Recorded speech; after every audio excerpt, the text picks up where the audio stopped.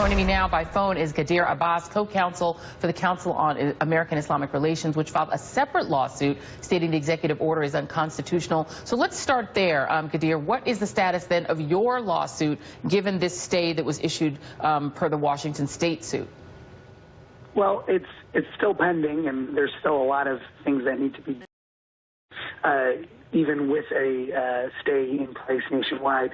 Now, just as different parts of the executive order were stayed over the last weekend, this stay is not necessarily going to be permanent. It's a temporary injunction that regards the executive order. And so really, at the end of the day, what needs to happen and what our lawsuit and other lawsuits are seeking is a final disposition of the executive order that would declare it once and for all unconstitutional, and then the appeals process would start from there. And what do you make of this discrepancy? Because it's a pretty big discrepancy between the number of visas denied per the Homeland Security Department, per the State Department, sorry, which says 60,000 visas were denied, and then the Justice Department saying it was more like 100,000. What do you make of this discrepancy just between the administration's different departments and the numbers?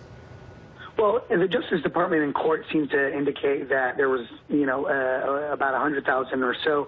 And regardless of whether it's 100,000 or 60,000, those are despicable numbers. These visa holders are people's spouses. They're students that have come to the United States to study. They are people that work at the technology companies and in other places.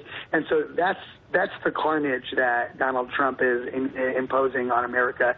60,000, 100,000 people that can no longer live their lives in America as they had initially planned. And very quickly, what do you make of the administration's argument that there's something particular about these 7 countries that they decided that these were the ones that they had to single out above any other country, and they're laying that at the feet of the Obama administration? Yeah, well, there is something particular about these 7 countries. There has been not a single American citizen on U.S. soil that's been killed by someone from these 7 countries. And so it's really just a level of opportunism and some litigation planning that they've engaged in terms of selecting those countries. My folks are from Iraq. I have friends and family from Iran and Libya. And so in the Muslim community, this is a personal issue, and I think that there's been a lot of inspiration taken from the protests across the country. And so far, the courts across the country have weighed in vigorously on behalf of what is an unpopular minority, Muslims in the U.S. Yeah, indeed. Well, the Washington Solicitor General called the Justice Department's hold on a second. Called the Justice Department's argument frightening in court today. Let me play that. I did say at one point that the Department of Justice's argument was frightening, and the argument was essentially that if the president says, I'm doing this in the national security interest, then a court cannot review whether that's the real reason or whether there's even any rational reason for the president's action. And our view is that's not the law. That's a scary view of the law. And luckily, the judge rejected that idea. So, CAIR, what do you make of that characterization of the argument by the administration as frightening? It's true. The Department of Justice has taken the position that if the president has unfettered discretion to determine who comes in and who does not come into the United States.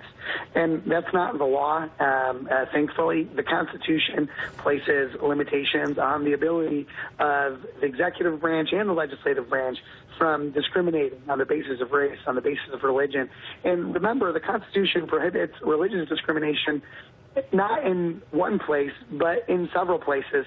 In 2 places in the First Amendment, the Establishment Clause and the Free Exercise Clause, those provide restrictions on the executive branch's ability to place restrictions on people's religious beliefs. The Equal Protection Clause also redundantly protects people's religious beliefs and religious practices. And so the government is making a terrifying argument.